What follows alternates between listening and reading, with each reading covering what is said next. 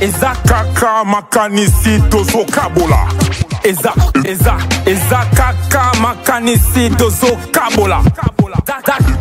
Eza kaka makanisi tozo kabola.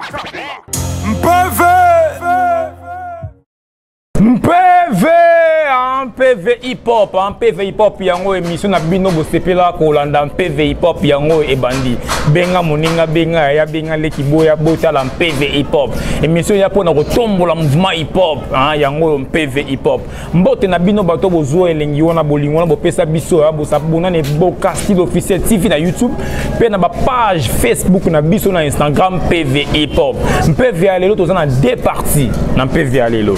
Première partie, nous avons un artiste et rappeur, Moko Ecclesiastes, un bon rappeur, c'est plané Penza Makasi. Puis deuxième partie, nous avons un DJ Kems.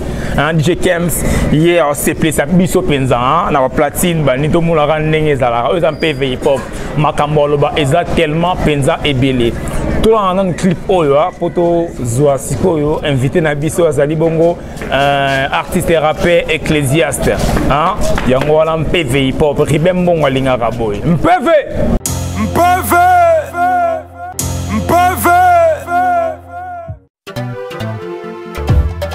bébé mais viens tu as peur mais t'as peur de quoi écoute bébé on va juste te parler.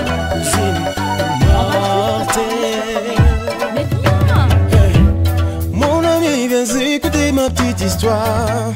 Ma cousine a mis ses idées sur moi. Chaque jour elle me taquine avec le tact. Malheureusement ça se passe comme ça chez moi. Elle fait des signes quand je la croise dans le couloir. Elle aime jouer à cache-cache quand il fait noir. Elle me dessine, elle m'espionne quand je me lave. Et décide de mon sort quand y'a personne. Elle est belle, elle te plaît, elle me gêne.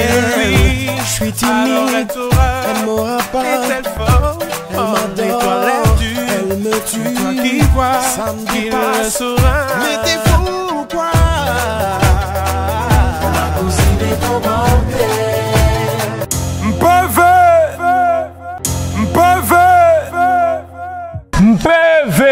PV hip-hop et ça les marabouts, PV hip-hop les alaraboués. Wana boto l'anler, bakulutu na biso madou et fofo, ma cousine est trop mortelle.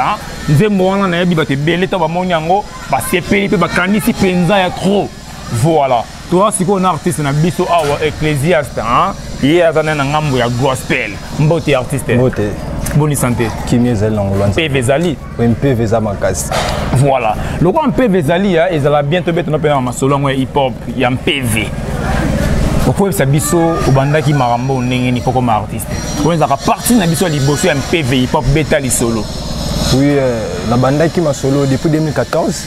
Déjà en 2014, la banda qui a la rap profane. Et en 2016, quand je me suis converti, c'est la 5 directement dans la carrière solo. Voilà, donc de 2016, si le lot 2020, on commence comme serviteur de l'Éternel. Donc je fais maintenant les rap gospel. On commence comme musicien chrétien, donc c'est ça. Serviteur de Dieu. De Dieu. Ouais. C'est pour l'Iboso qui est serviteur à Nan. On a dit serviteur à mon kill, c'est ça. Serviteur à mon kill. Oui. Il y a solo. Il y a solo. Banda au foot à peu. T'es bando foot en athée. Il y a un qu'on a changé quand est-ce que c'est que foot en athée. Ah, beaucoup na banda au foot à athée. T'es bando foot en athée bon côté quoi.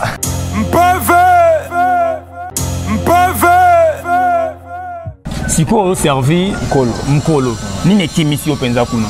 Bon, le qui me signe à comprendre juste au NASA, voilà, mutuna mission ya kosa na mokil quoi. Oui. Nga moni que mission ya ko accomplir les années ya ngwana ya ko évangéliser à travers la musique. Donc c'est un peu ça. Est-ce que ngambo wana o sala ngote il faut kaka o sala ngona ngambo. Te ngambo wana o sala ngote funa sala siko pas mokil quoi, mutapé ça souffle de vie. Donc voilà. Nepselo moko. Loba.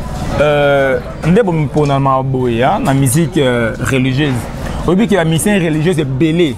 Bon, on va mettre la c'est pas STT. On va mettre un penza mingi. Raton souffre bas sanga nebelé. Mais il y a un penza boy c'est plus la ranzambe. Donc attends, pas couper na ST. Attends moi problème où ils ont l'amboka. Bah politicien, bah attends samboka bien té. Bon bah yembarati. Bon même bah plus na Zambie. Est-ce que ko yembe la pe maramboana? Est-ce que Zambie te ka zabalinga ngote? te nzamba linga kango te pour nini différence c'est juste que biso to yembela ka batuté mutu na sens que mutu moko apesi mbongo na yembela ka ye to yembaka pona lokumu ya mutu moko mais soki ezaki makambo ba est tout ça c'est normal akoki koyemba namonaka mpe bamosusu bayembaka peut-être eno olanda te mais baope bayembaka baza même si à 100% te mais bazali neti boye baleki na biso bauti ko violer bango basel bango mabe acte moko boye CP penza batute bino na ngam na bino bomoni yango ne bongo ko lobela yango parce que so bolobeli yango et alors ko bolobeli batu bien bino faut lobela bango tout ba créature nzambe donc to lobeli batu o nzamba ke là c'est vraiment créé linga pe landa ki ba image wana ya mamunyo sona tout donc nta sepela ki nango azate donc na profiter pe na occasion pour na koloba na batu nyos tout bazolanda biso ba konzamboka voilà donc ba meka ko tsa vraiment ba mesure pour na ko batela quoi Congo ezaka Kinshasa te même bango Congolais. Voilà, on les a dit message à Ecclésiaste. Nini siko oyo yeli biso na kisika no parce que na place outi ozaki na moi kikala na place komi comme na moi kisika. Nini siko ozo bisabana na nzambe ba fan na yo. Bon, ba fan te bana nzambe nyos tout. Nini mingi on a élu ko basikeza que nouveau single langa est déjà disponible. Donc rien sans toi clip est disponible sur YouTube donc c'est à consommer sans modération. Vous consommer en et kalaté clip que vous allez diffuser dans quelques chaînes télévisées tozo bunda bunda quoi voilà. Rien sans toi est déjà disponible sur YouTube. Donc ma chaîne YouTube c'est Adorateur Ecclésiaste TV. Bon, déjà on a lancé plateau landana no clip en haut et bongo tozo nga sikuto développer ce monde mama ça. MPV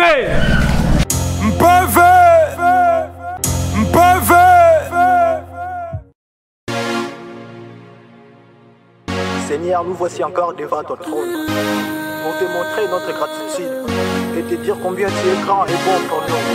Le Dieu qui ne cesse de nous protéger. Sans toi, nous ne pouvons rien faire. CBF Empire. Jésus, sans toi ma vie n'a pas de sens. Loin de toi j'étais perdu dans les noirs. Chaque jour je marchais comme un aveugle. Nanana. Kasina bolingo na yo nzambe yotika kinga ite na kwea. Kasina bolingo na yo shilo yotika kinga ite na kwea. C'est à toi que je me confie. Natika la sena yo obwaka nga ite ya mokili komela ngamindo. Je ne peux rien faire sans toi, mon Jésus. Je ne peux rien faire sans toi. Yeah, yeah. Je ne peux rien faire sans toi, mon Jésus. Je ne peux rien faire sans toi. Yeah, yeah. Mabenini na salate, kasi alembaka ngai te. Mabenini na salate, kasi atika kangai te. Bola mangwele kiebele.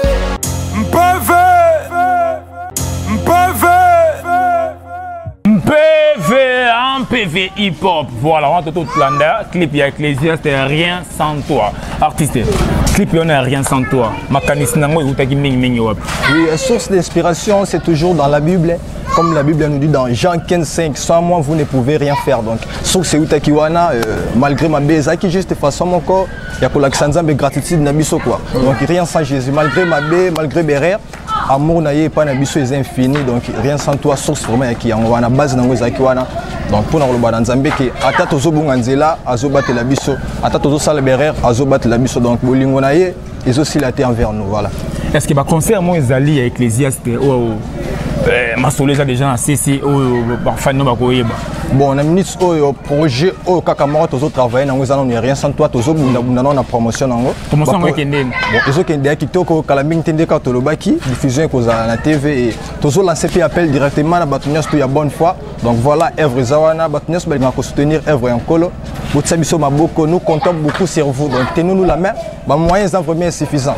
Makamba bien au saliser belé mais ba projet à venir ce qui est occasion de faire on a PV hip hop pour nous annoncer mais la minute où tu as toujours rien sans toi. Mais bino bossa ragnos bowa non et c'est ngala nzambe mbongo te nzambe ko futa bo beta concert so c'est tarif ba ah il y a comme ko futa bana nzambe et pourtant si azo sali wana et c'est ngaki abimisa mbongo sikoyo yo ndenge osala ba clip ya kitoko bozemela nkolo boye so sengi est ce que moi lisalisi eza mabe yango wana sengi lisalisi eza mabe te na ndenge bokanisa makambo yango te lisalisi eza mabe te lisalisi eza bien ezaka ndenge mona topesaka badimi na église topesaka bofrande donc eza mpe na miso oyo producteur aza te osala ndenge nini soki azali nabengi yo mbala moko ya osala ndenge nini mpo obimisa œuvre yo on se bat toujours par nos propres efforts donc moi mokie oyo tozalaka nango tobundaka avec bacollègue oyo basoutenaka biso mais producteur vraiment aza te oyo nyonso esalamaka wana eza baautoproduction ya biso moko voilà tondokende siko na freestyle oyo ekabola biso freestyle wana bato barataka yango te tokotaka na studio wana chez Disquaire osepesa soko na freestyle mais avant tokende kuna osepela soko opesa mwa adresse Facebook na yo ya YouTube na yo mpe mwa numéro ya contact na yo et puis na 3-4 personnes na yo oyo batiaka na mwa poids quoi so bakota toma dédicace c'est ça va moins bien. Oui, pour toutes les personnes qui veulent nous contacter les numéros c'est le plus 243 82 67 50 981. Je répète encore, plus 243 82 67 50 981. Ou soit vous pouvez nous retrouver sur mes pages Facebook, Adorateur Ecclésiaste, Instagram aussi, Adorateur Ecclésiaste. Je tiens à remercier toute l'équipe de Laka Design, notamment mon frère le réalisateur Elodie Mitejo, Clovis Kada, William Ngoma le manager, Jordi Ngoma et Limbali. Et mes deux frères Christian Katendi, Plamedi Kadi, je vous salue, voilà. Voilà, PV Hip Hop, yango tika biso pe topesa mbote pour la première partie, to ki na deuxième partie pour tout na DJ Kems, hein, DJ Kems. Avant tout na DJ Kems pour yoka na no freestyle, il y a Ecclésiaste, so ki akoka makambo yango. Donc ta kuna tota so ki akoka makambo yango. Voilà. Na pesi mbote na président Eric Chitenge, hein, na pesi na mbote belé. Pourquoi pas aussi honorable Jean-Jacques Mamba, papa Ebele Lipopo. Kulutu na ngai Dudu Motier, na futi bina nyongo wana, MPV yango to kesiko na studio. MPV! MPV! MPV! Yeah. Jeunesse avec Jésus. Jeune chrétien et fier. Ecclésiaste. Ziaste. Freestyle, ok.